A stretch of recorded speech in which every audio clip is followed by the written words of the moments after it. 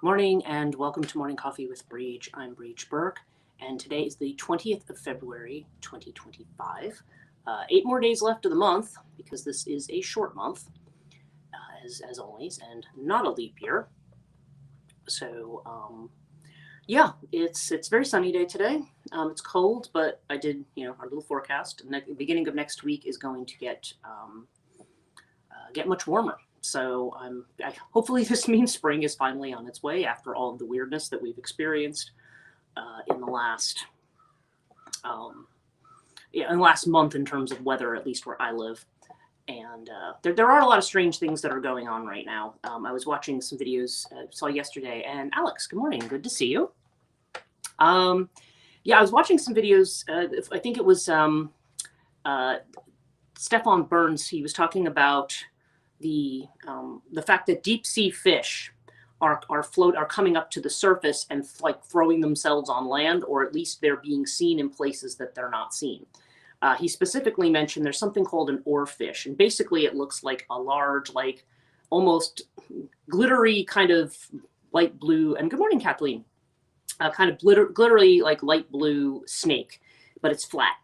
And it's a deep sea fish. They sometimes call it a doomsday fish, at least that's what they call it in Japan, because when it comes to the surface, it usually indicates that something big is going to happen, like a tsunami or an earthquake.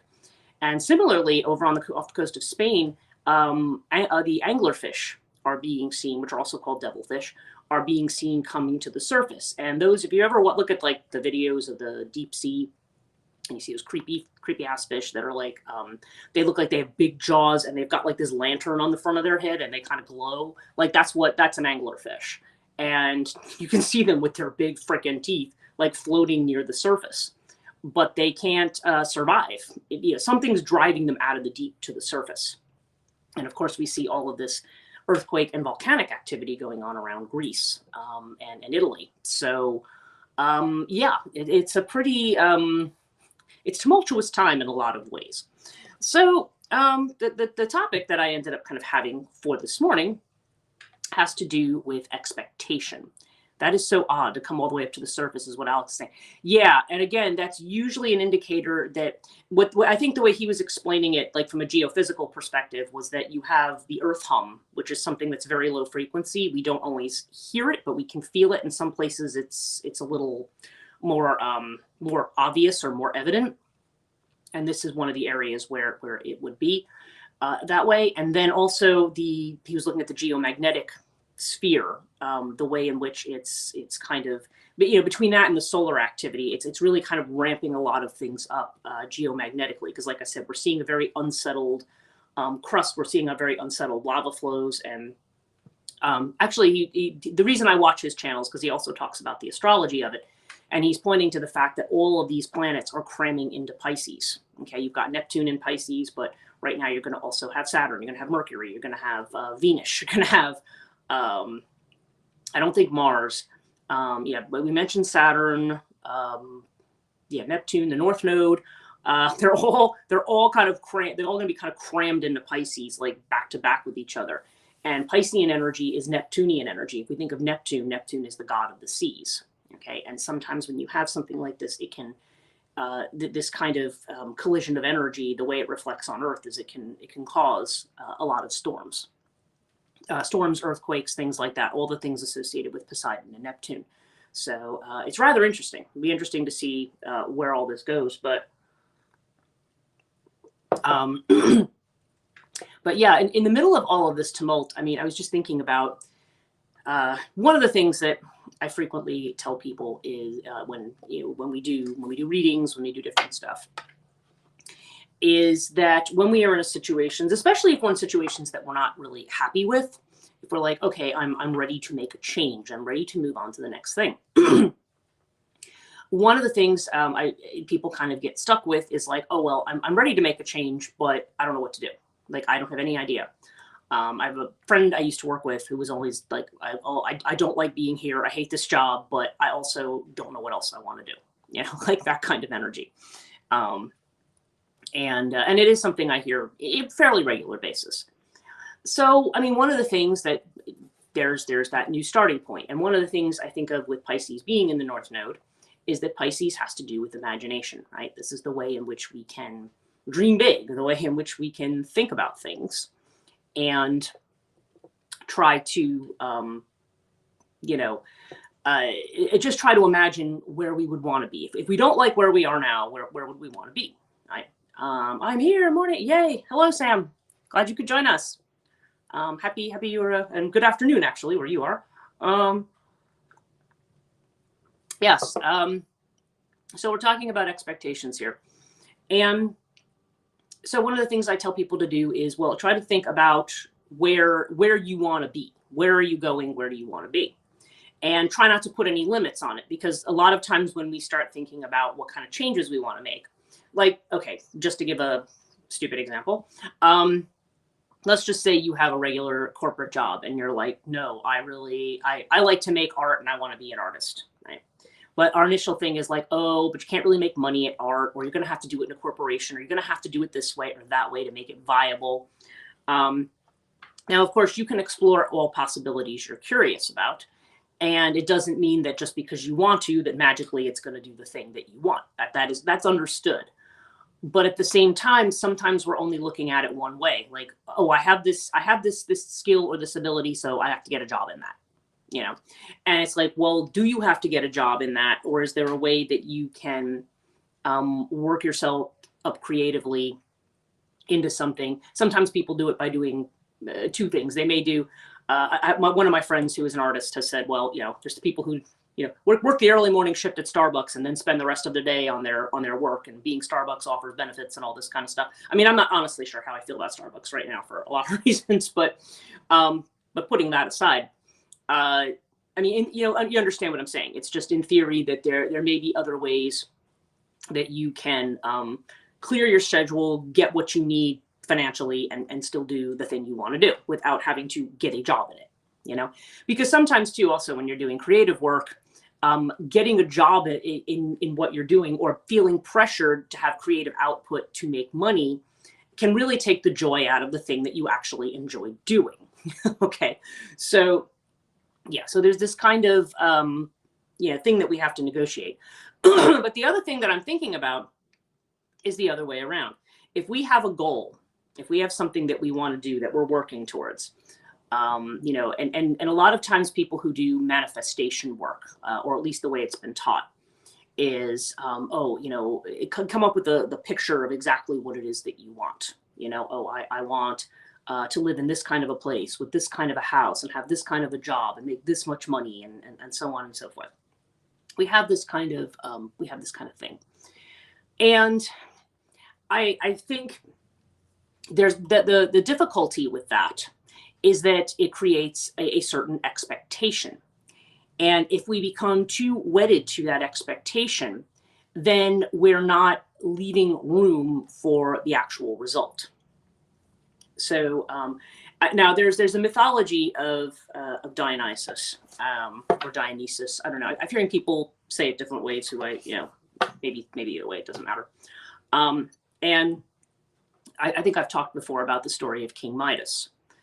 King Midas has this wish to that he wants a lot of money. So he's like, everything I touch, he wants everything he touches to turn to gold. This is the wish or the boon that he asks for from Dionysus, who laughs at him and says, okay, granted. So, it's not just that I'm able to touch things and make it into gold, but now everything I touch, if I embrace my child now is turned into a gold statue. If I try to touch my food, it turns into gold. In other words, it's not really thought through. And what they thought the result was going to be of that goal was not actually what it turned out to be. So he had to beg Dionysus to take it away, which he did. And then, of course, gave him a pair. That's at least one version of how King Midas got ass's ears. There's another version of that story as well. But anybody who has done anything in any kind of esoteric or magical work, or has learned any of this kind of work, knows that when it comes to people who set magical intentions or do spell work or do things like that, there's always the old maxim of be careful what you wish for, because a lot of times we think that we need a specific thing and that we know what it is, and that we can focus our thoughts, our energy, our attention on it. And, we can have affirmations, we can do different things, and that's going to manifest what we want. Okay, well, all right. Yes, I mean, in generally speaking, if there's a direction you're moving in, it is good to take actions and to have thoughts that are going to move you in that direction. But I think people need to be a little flexible on the outcome, because I think one of the maxims in life is that everything comes into being uh, in a way that we don't things don't think. Okay, oftentimes when we meet our goals and get what we want, it has not happened in the way that we thought. Okay, we think, oh well, I'm going to take these 5 steps and then I'm going to meet my goal. We do a lot of research, we do a lot of planning, and we say, well, no, this is exactly the way that it has to go. Now, I'll give you another personal example of this from the regular world, not the spiritual world. But my last job, I was I was a librarian in charge of technical services acquisitions, and also when our systems librarian quit, I ended up with systems as well.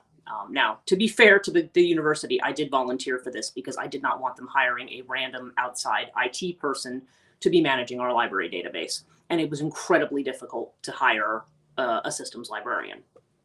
And because we were talking about breaking up the consortium we were in, and that was exactly what was on the table. And I was the one kind of pushing for, we need to migrate to a new system because this other one we're not going to be able to afford without the fees that are coming in from this other place. And they all went, oh, yeah, that's a good point. So, so anyway, I did all of the budgeting. I did all the math. I sat down with the head of OIRT. I mean, I did all the work on that. And eventually I became the person to implement it. Now, mind you, I had experience in this. I had moved a site I had to move to a system that had 32 sites and over like 5 million items and stuff. I mean, I'd done it before. It's not, and this was a much smaller scale project. Even though we were dealing with 2 institutions, it was a much smaller scale project. And I'm like, this should really be manageable. So, being the good manager that I am, I mean, I planned everything out, had every step. I was working with the project manager of the company, and we were kind of trying to coordinate. So I have it in my mind, like, and also I'm thinking about all the things that can go wrong, just from legitimate experience. So my kind of electronic resources librarian, who we were kind of worked in tandem with each other, we had made a he and I had come up with a backup plan. So we were like, okay, if they F this up, we've got this, and then we can just do this, and we can just do this. Like, we had it all laid out.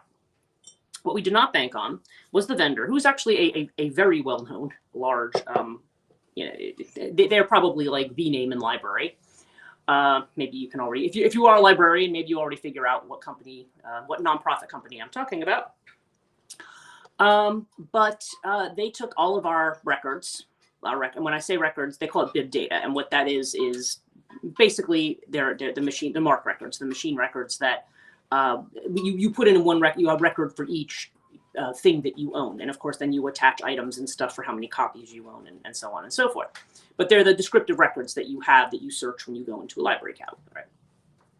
And we had, I forget how many of these, we had, I think like 400,000 or something like that. But we also had the university next door. We also had their the stuff too. Now, for some reason, they decided that they wanted a dump file from our server to be able to negotiate. And the problem with a dump file is I can't tell you what's in it. I can only look at the file size and judge whether or not this is correct because I don't have the tools. It was like a .dmp file, and I'm like, I don't have the tools to even evaluate this. Every other thing that they wanted through Access database. They wanted it to be, an Access file, and exported to Excel, and then put into these kind of tab delimited text file things. Anyway, I don't need to get into the technicalities, but that's a much easier way to deal with that kind of data, because then I can actually go through and I can look at it, and I know enough about the data to know whether or not it's right, whether or not we have everything, whether the dates match up, etc. So, okay, they took our records, which was not a big file. Even between us and the other university, this was not a big file. And they proceeded to screw the entire thing up. They took all of our local master's thesis records and stuff and assigned them to the other university because, oh, well, we did their file first, so we just stuck all their files on their account. I'm like, yeah, but we're separate institutions, and now I don't have access to that stuff. So they effed that up first. Then the day we went live, as it turns out, anything that we had put in from January of that year didn't get migrated. And they said, oh, but it wasn't in the file. And I'm like, okay, but I have all the numbers. I have all the accession numbers. I have all the ISBNs. I have all the numbers in your actual system. Like literally all you have to do is run these numbers through an API and just, you know, and I have the locations already set according to what we've done. All you got to do is add this. Oh, we don't do that. We don't do that. No, you're going to have to dump another file and we'll have to just start again. Maybe in 6 months you'll have your data. And I am like, excuse me? Like literally the day we went live. Okay. Anyway, point being about this story is not to tell you about how system migrations frequently suck, but the fact that as prepared as I was, as knowledgeable as I was, as much as myself and my team had things under control, we had no control over what they did. And we had to fight. I eventually had to call our sales rep, who called the vice president and said, oh, no, this is not acceptable. Of course, the damage was done by then. And we were struggling because people had books currently checked out. People's like records had disappeared because they didn't put this data in. And I had the data sitting right there and they simply refused to do it. They were, oh no, that's not part of what we do. And eventually I got, I think 80% of the money back of our implementation fee. I said, no, I want a refund because you guys screwed up the implementation, not because we dropped the ball. And the fact that they were taking our bid data and it was June 26th. We went live July 1st. That when they finally returned our bibliographic file to us, I'm like, you're giving me 5 days to review all of this. I was supposed to have over 6 weeks and I was supposed to be able to train people in this. It was a disaster because they dropped the ball. And I can't control that. I can call my project manager there and go, hey, we need this. And they'll be like, oh, I'll call and find out. And then I just get, oh yeah, they're working on it. Like, yeah, you can't control. We can't control other people. We can't control external situations. Okay, so that's kind of the point. And so, right, so when we make a plan, no matter how well laid it is, I always think of my guru who always says, you know, do you want to make God laugh? Tell him your plans. The plans don't work out. And this is the one thing that I think when when the logical mind wants to run everything, is that we just don't understand that that isn't the way life works.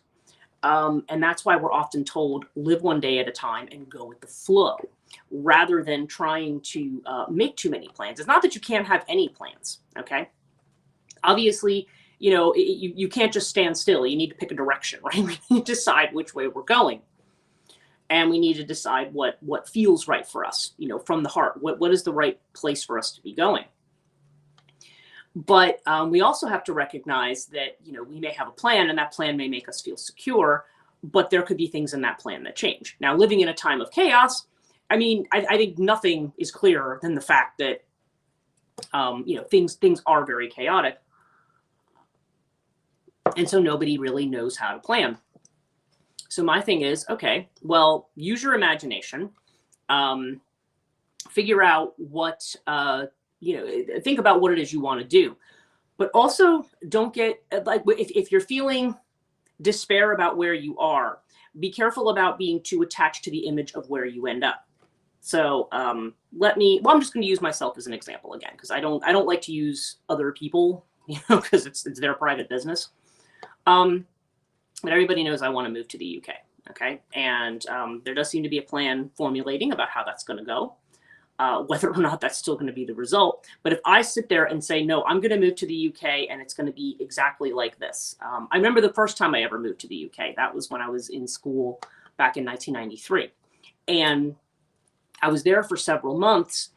And I have all kinds of images in my mind about how this was going to be.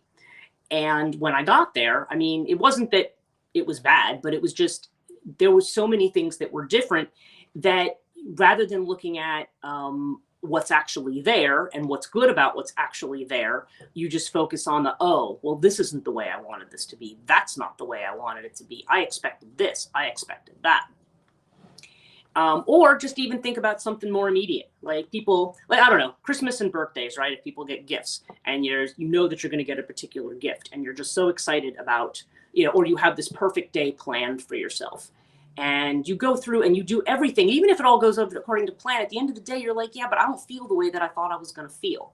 Like somehow this doesn't make me as happy as I thought it was going to. Okay. You see the track I'm going down here.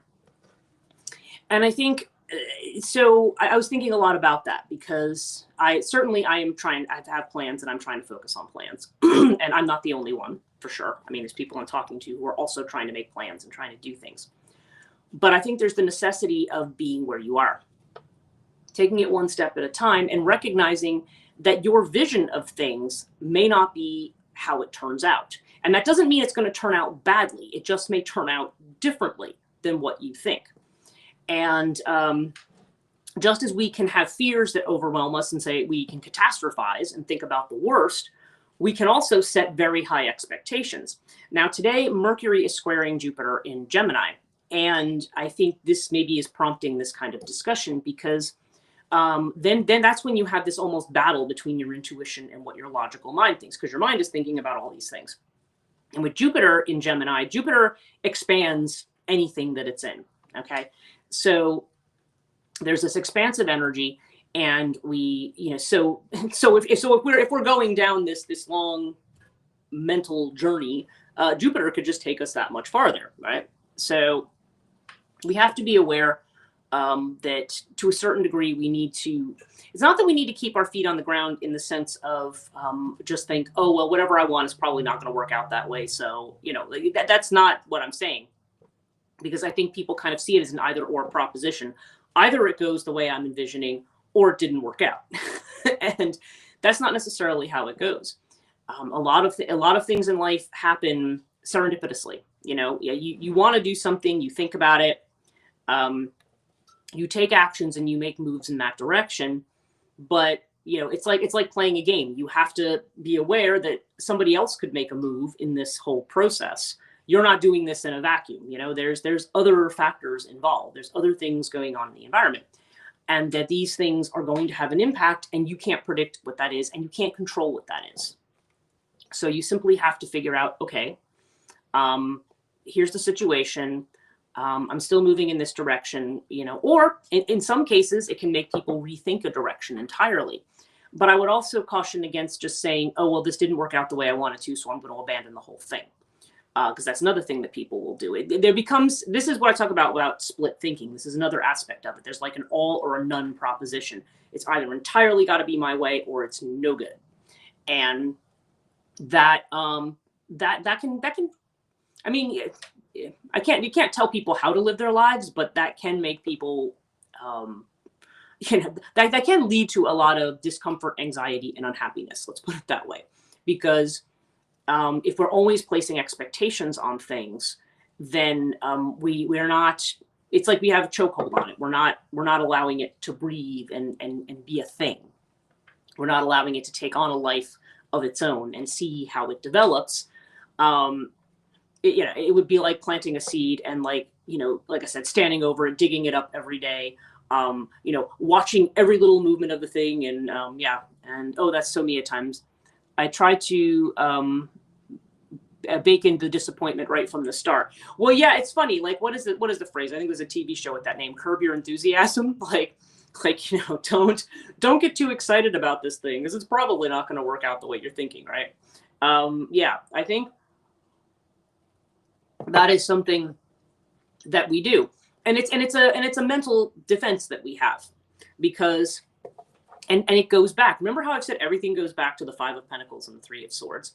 It goes back to being on the outside of things. We want something, we want to be in a certain place, and we're on the outside of that place. We're not part of that club, or we're not making that kind of money, or we're not, we wanted the job that we didn't get. There's all these things that make us feel like we're on the outside. So as a defense, we go, well, don't get too excited about this, right? Don't get too excited about this, because, okay, on the one hand, yeah, the reality of things is that, some things may not work out. And really, we just kind of have to take the attitude of it's worth trying. But have no expectation about the result. If we apply for a job and don't get it that we want, for example, then that doesn't, then it could just be that you think this is what you want, but really in the grander scheme of things, maybe that's not really what you want, or if, let's just say you got it and you went down that track, maybe you go, oh, this isn't what I thought it was, right? So there's always the sense of being aware that when we go into something, I think this is why we get the adventure card a lot. Like, go into something with a sense of adventure. Go into it feeling like you're willing to, let's go into this and just see what happens, right? And be excited about it, but not necessarily say, oh, well, it's going to be good if this happens, or it's going to be bad if that, it could go either way. And if something, it doesn't turn out to be, it's okay. I don't even want to say that. It's being in the moment. This is part of being in the moment, and it's not something we really know how to do very well. Because being in the moment requires that when you're in that moment and you have that good feeling, that you don't then think about what you're going to do to try to extend that good feeling. You just let yourself be there, and it might pass. And maybe, the next hours may not be as exciting as that moment, but you've had that moment, right? Allowing ourselves to say that, it's about going into life with a sense of wonder and seeing how things unfold. And understanding that, if we are looking for a certain outcome, if we have an anxiety about something, then we are going to say like, oh, well, this has to happen and this has to happen. Sometimes we don't know what's happening or why it's happening. It's like when we talk about loss. Sometimes when we lose something, it's because what we have to gain by walking away is so much better. Okay.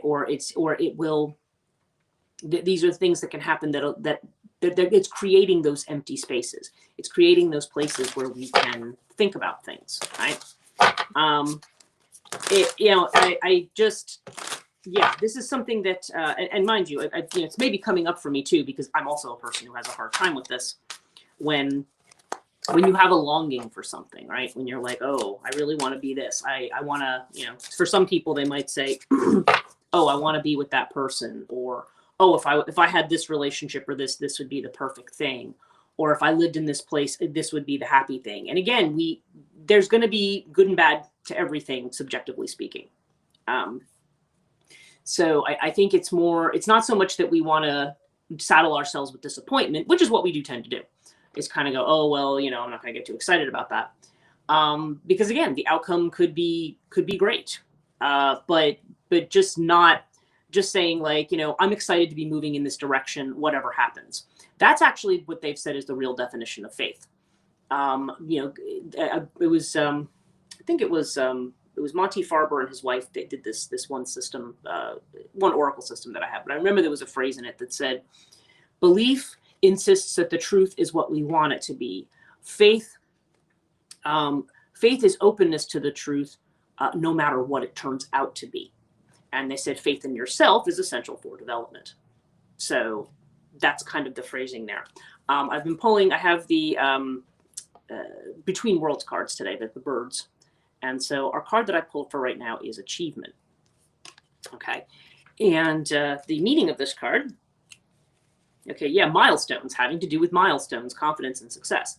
And by the way, milestones is a good word, because if we think about the fact that Alan Watts talks about this, where we jump from milestone to milestone to milestone, right?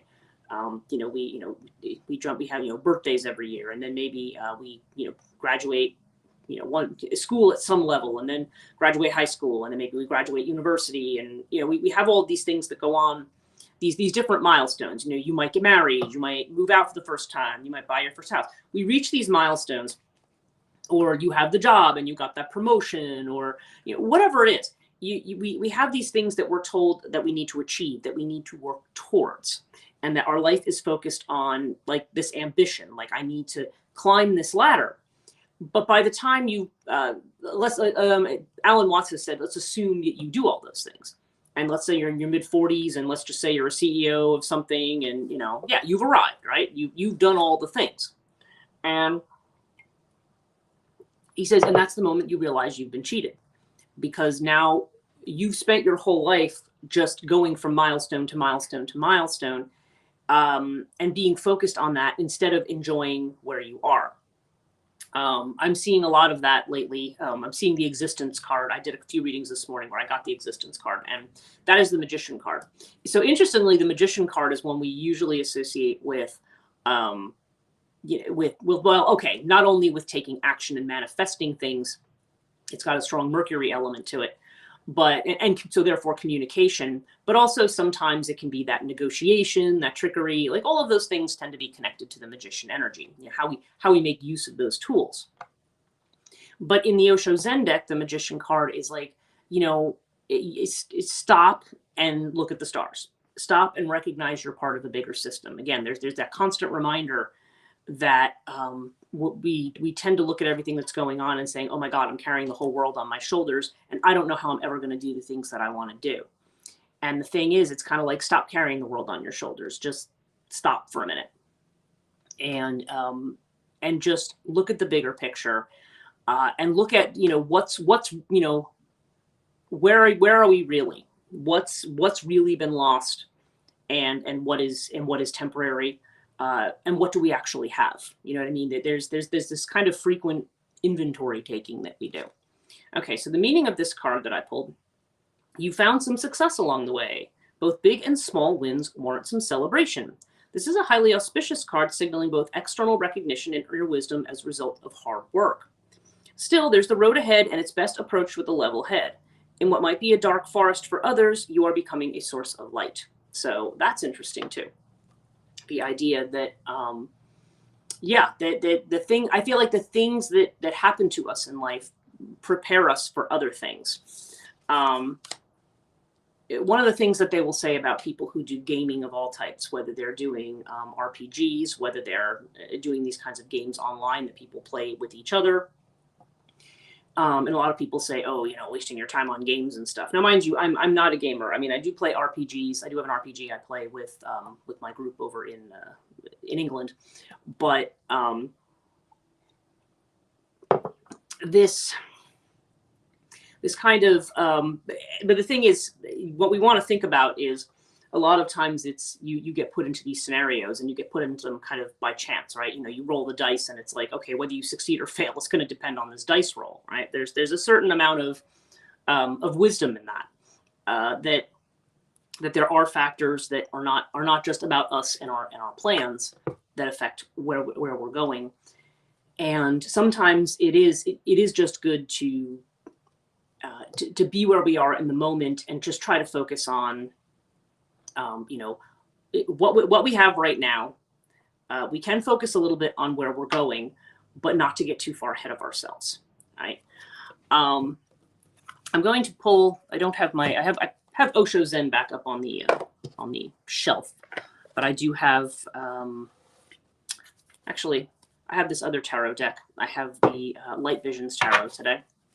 So let's see. Let's pull our cards today and see what comes up, whether it's around this theme or around something else. But I'm gonna do the same spread that we usually do, and let's just take a look at how that comes out for us. Okay, and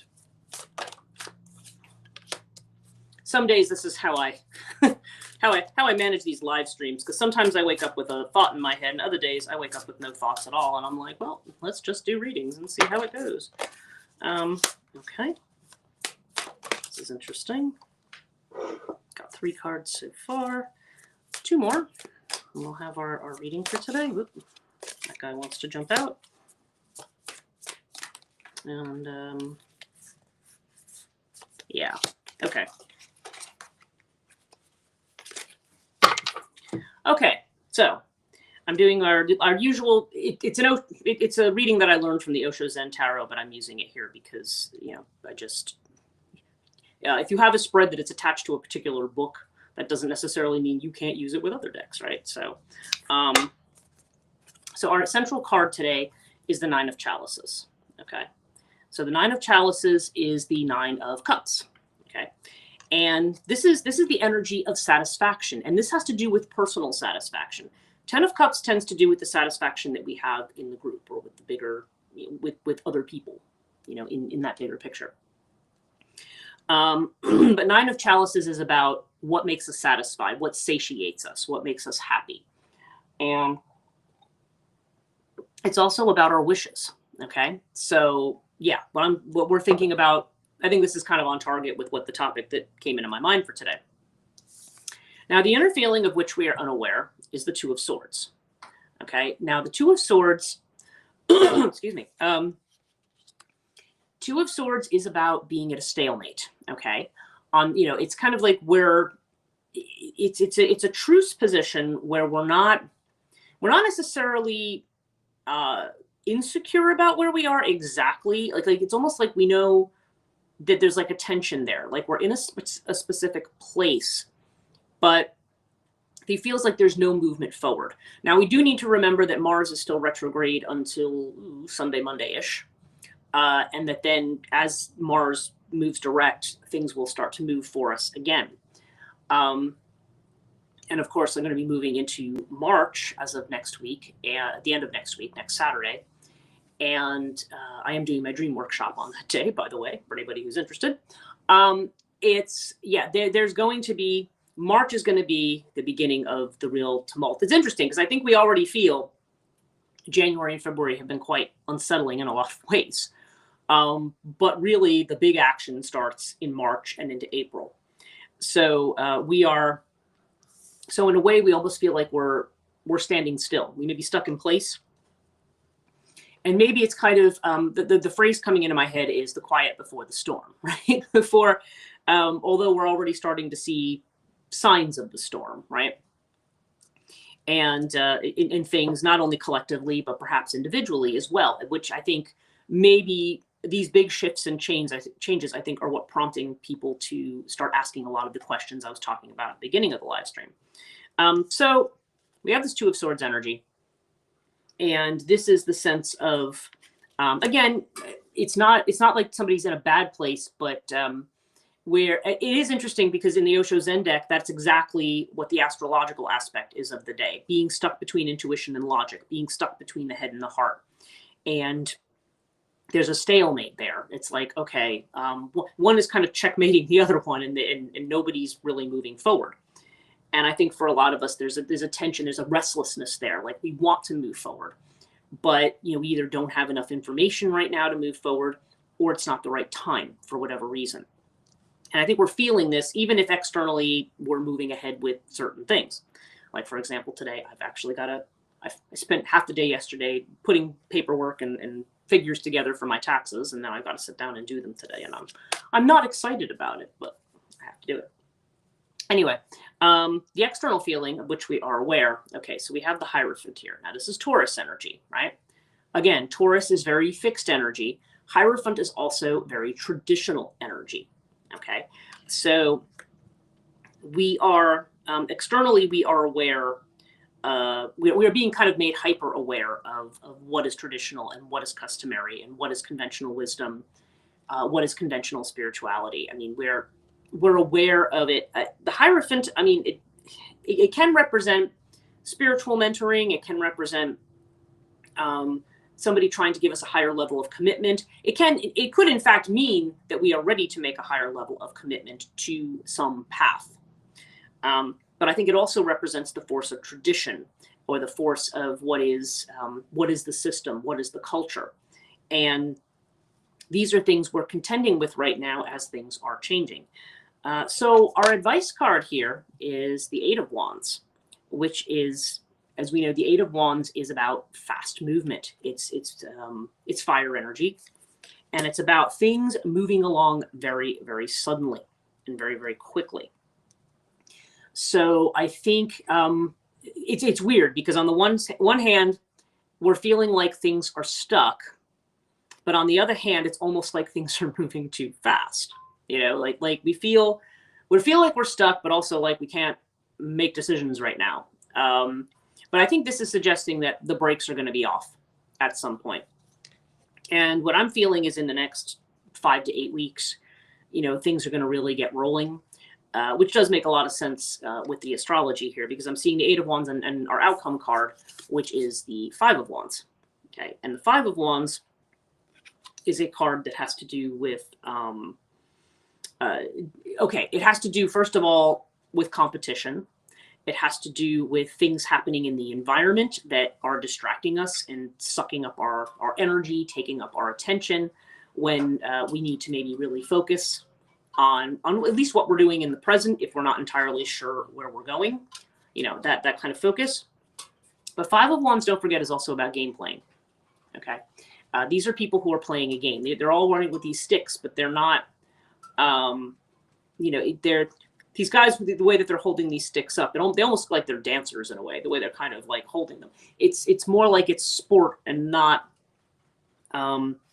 it doesn't have a deadly serious energy, but at the same time, it can be this kind of rigor of competition that can wear us out and that we can take too seriously. I mean, actually, if you just think about the whole idea of sport and how seriously we tend to take that as a culture, or a lot of cultures, you know, that might kind of give you an idea of how seriously we play games, literal games, but also the games that we play in life.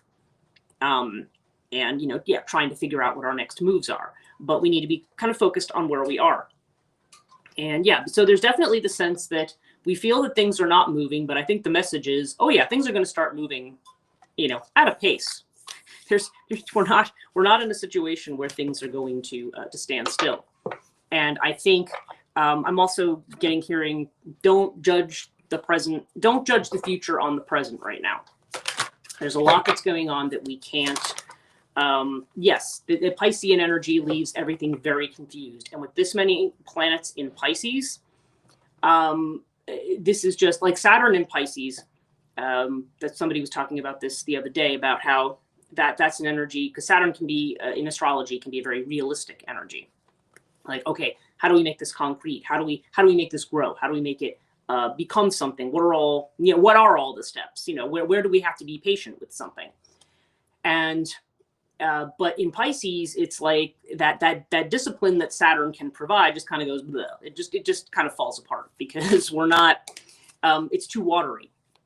And I remember I might have said this in yesterday's live stream, but Azrael had given me a message about the kind of, you know, the vexing nature of water. So it was almost like he was saying, yeah, there's this. It's creating a lot of disharmony in ways, or it's creating a lot of, and you know, it can be the realm of imagination, but it can also be where we have a lot of anxiety coming in as well. So I don't know, but I did pull an extra card this time. I just pulled it from the. This is interesting. I have. I'm never quite sure how I get my cards like this. I probably just put them back, and I don't put them back right. Anyway, I did pull an extra card, and the card I pulled was the Sun. Okay, so the Sun card. Okay, again, the Sun brings light. The Sun, and when we're talking about this with respect to Piscean energy. I think there's a couple of things here. First of all, the Sun is something that will illuminate a situation. That things will, what is murky right now will become illuminated. Okay, so we'll be able to actually see where we're going. I think also the Sun points more towards summer months, or heading towards summer, or towards the warmer weather. This can also have to do with the impact the Sun is literally having on the Earth right now. You know, a lot of what's going on right now, where the Sun is only one factor, it is a pretty big one right now. There's been a lot of, like, we're in a maximum solar cycle, a lot of coronal mass ejections, coronal holes. And when coronal holes face the Earth, that sometimes brings about seismic activity in the Earth and so forth. So I don't know. And of course, remember, we've heard the assertion that the Sun is now feminine. So I don't know. It seems to me that we are going to be in for a big shakeup. Also, don't forget that in this March-April period, we are going to have a lunar eclipse on March 13th, and probably 2 weeks later, then we're going to have a solar eclipse. Okay, now this is not the eclipse card, but don't forget that eclipse energy can bring in very sudden change, and especially in the company of other aspects that it has. I keep kind of hearing things about the eclipse. I can't tell anybody anything specific about it, But I keep getting the idea that the eclipses that are coming up in March into April are going to be very important. In addition to whatever else is going on, there's a real tearing down and rebuilding process that's going on for us right now. So yeah, so I don't know. So just kind of, I guess it's just kind of our daily reminder to stay in the present, to understand that, we may be restless to make a move, because a lot of times when we feel we're in a situation that's out of control, we want to regain control. But the only way we can do that right now is just to focus on what's right in front of us and just worry about that right now as things start to unfold. And while it's best not to say, oh, I know it's going to unfold and this is going to be the result. It's better to just kind of let it unfold organically and see where we end up. So we're at 8:15. Thank you guys so much for joining me today. I really appreciate you coming online and visiting with me in my morning coffee. I have my London mug today, which my sister picked up at a charity shop. I would never ever actually buy those mugs over in the souvenir gift shops in England, but like they charge you like, I don't know, £15 for something like this. You'd be like, yeah, no thanks. But in any case, yeah. So yeah, thank you for joining me for morning coffee, and tomorrow is the 21st. Yeah, I should be back tomorrow morning with a live. I may have a day next week again where I'm not doing the live because I have another interview with the school. So yeah, I will see you guys tomorrow morning. Have a great Thursday and getting closer to the weekend. And I'll talk to you tomorrow. Take care.